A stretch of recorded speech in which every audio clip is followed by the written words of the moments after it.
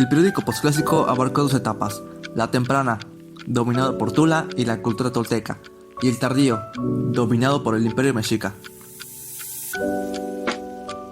Se consideró como una de las épocas más sangrientas, dominada por guerreros sanguinarios que causaron la ruina de las clásicas culturas que tenían por... Se consideró como una de las épocas más sangrientas, dominada por guerreros sanguinarios que causaron la ruina de las culturas clásicas que tenían por característica ser pacíficos y entregados a la religión.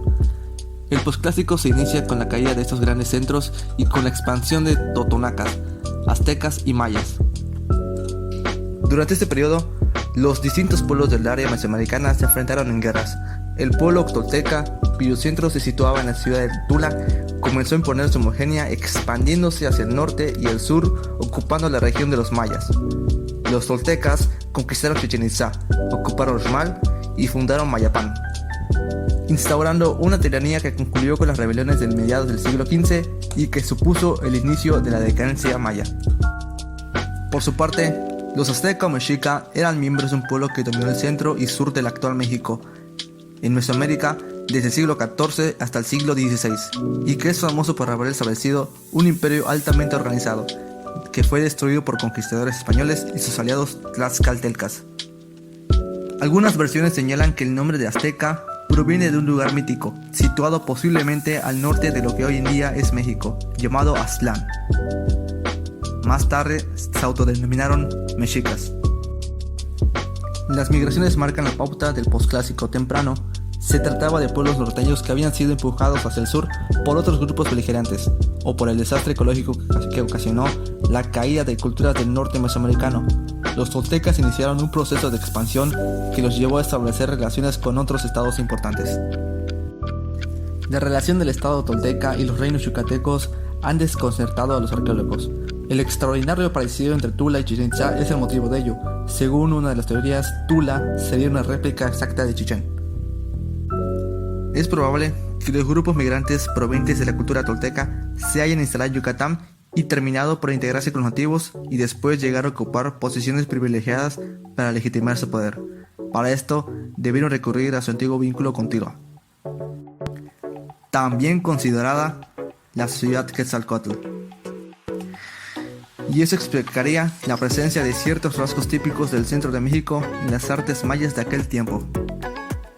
La caída de Tula está firmemente relacionada con la misma inestabilidad política interna que había motivado su expansión.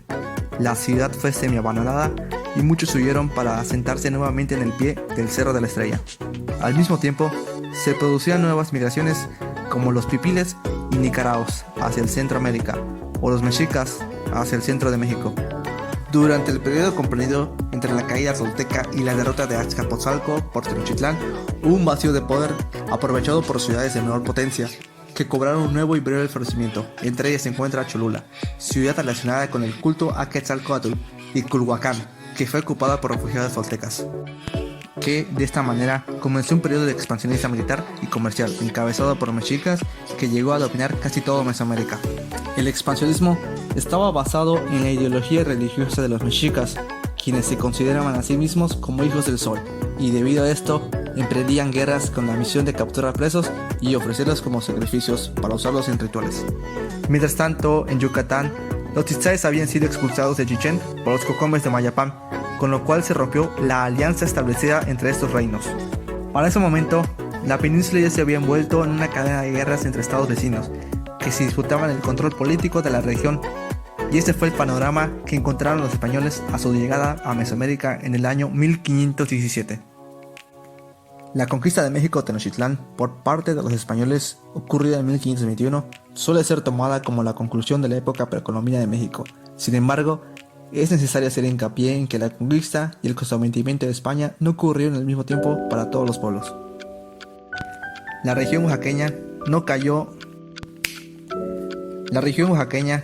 bajo el control de España sino hasta la década de 1560, el último reducto de la resistencia maya, en Tayasal. La región oaxaqueña no cayó bajo el control de España sino hasta la década de 1560, el último reducto de la resistencia maya, en Tayasal, que no se rindió hasta 1697.